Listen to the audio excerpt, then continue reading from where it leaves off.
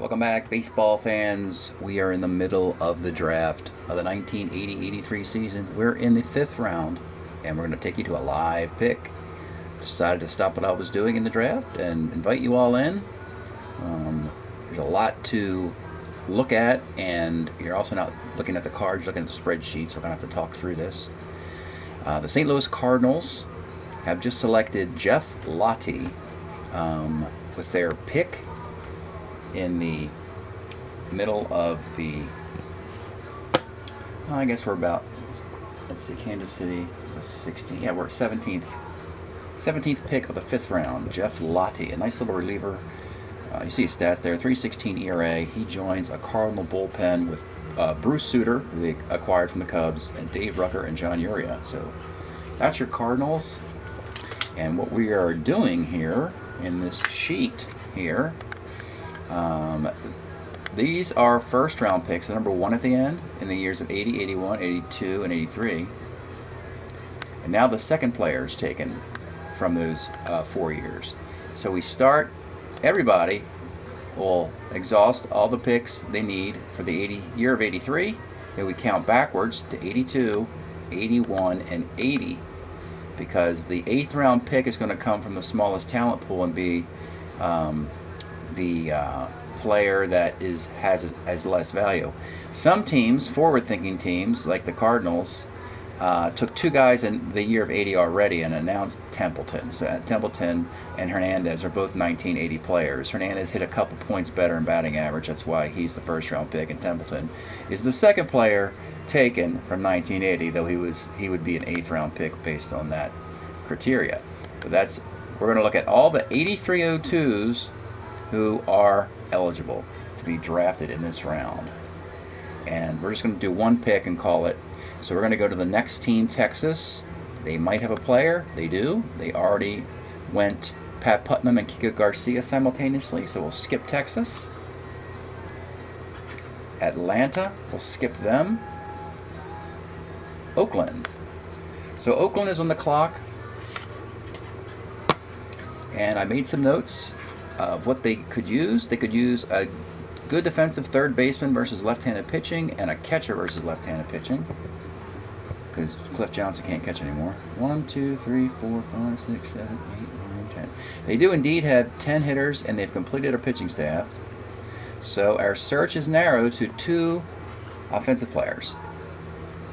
Looking at the team, I might be able to pop that up for you here in this sheet for Oakland to show you who's in tow to help along with this little process. Here we go. Okay, these are your Oakland A's. So they had Armas, Gross, Henderson, Jeff Jones, Lacey, and Langford. All the dark greens, they already had these guys. They've added Tom Underwood and Gene Tennis's 1980 card. They took a Gary Allenson card, actually pretty good with homers and power against lefties, to platoon at catcher. So they don't need catcher anymore. And then they added Tim Foley and Phil Garner and Cliff Johnson. So that's who they have on the roster. So going back to their needs, they really don't need a catcher versus lefties, so we got that covered. Let me just double check. Yeah, these guys platoon at DH and back up a catcher at third base, catcher first base. Okay, we could use, wow, this is really good. This is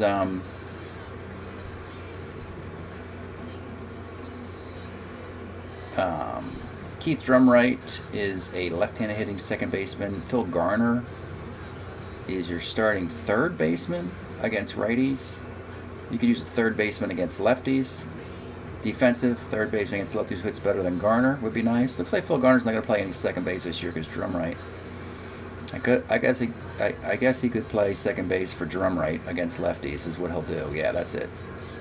So yeah, we need a defensive third baseman against lefties. And actually a shortstop. And you know what? The other thing is, Henderson, Murphy, and Armas, that's your outfield, and there is nobody going to take their jobs away from them. So we're just going to load up with infielders for Oakland. So we're going to look in their 83 box. A couple things up here. This sheet, this is all that is left of keepers who have not been kept yet. Some guys might still be protected and held on for later in the 6th, 7th, or 8th rounds of the draft, so there's still hope for these guys. I know for a fact Woody Fryman will be taken, Jeff Zahn will be drafted, Tippy Martinez will be drafted, Dan Ford will be drafted, Larry Parrish will go to the Expos, and I'm not sure if they're going to carry another one as relievers. Also down here, Schatzeder will be picked up. Steve Muir will be picked up because he's a starter 7. Somebody's got to go get Mike LaCosse. He's got a nice year in 82. That'll probably happen. Aldo Velez is a nice DH 1980, but he's a DH, and a lot of times really good DHs are missed somehow. And so that's kind of what the keeper list is. The other thing I have in here is, of course, this carry-on list. I can look for Oakland and see if there's any room for improvement with the A's, and no. Making Ricky Henderson's 81 card was an option. I decided not to do that. And again, going back to this sheet, any Oakland, all Oakland's guys are there. So I'm going to pull out Oakland's list of, I can show you this as well. Oakland's list of draft eligible 83 guys under a rookie protection. I'll go down to, I'm scrolling down to the year here of 1983, and I'm going to go look at Oakland's guys. So we're going to start here, and they have got a lot of them, but a lot of pitchers, which we don't need.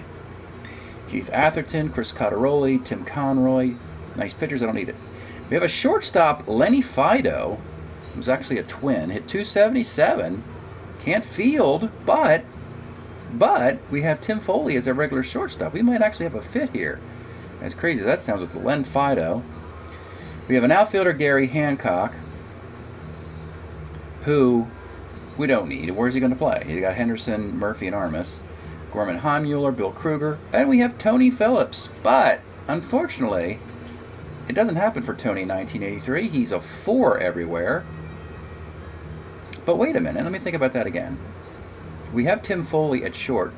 He's got defense. And we need 2 guys. Brad Wellman. I think it's going to be Tony Phillips. Let me go look at the fit again. If I put Tony Phillips, he's a 40-48 at short. He's a 40-24 at second and a 40-37 at third. But you know what? I'll take a picture of his card and flash that up in this video. As a left-handed switch hitter, he's a B-stealer, a 16-runner, 8-bunter, and he hits righties pretty good. And he hits righties better than the starting shortstop, Tim Foley. So I can put Phillips and Foley in a platoon. And he's an Oakland A. So we're going to take Tony Phillips right here. Is going to be the pick. Tony Phillips will be the pick of the Oakland... Oops, I didn't undo that. Tony Phillips will be the pick of the Oakland A's. So what we do is we copy this, and we go over here, and we go right into that. We paste him, and then we copy him back over here. And boom, he's on the team, and he gets his picture taken. I wonder if I can take a picture while I'm recording audio. I'm about to find out here.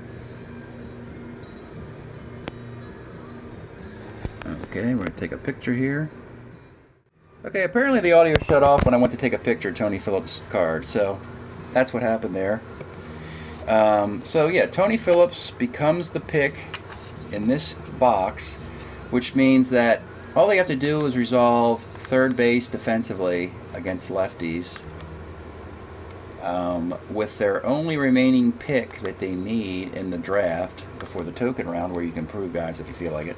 And that'll have to come in the year of 1981. So that is the live pick on the clock. Tony Phillips to the Oakland A's with the 20th pick of the 5th round. Thanks for checking this out, and we'll see you next time.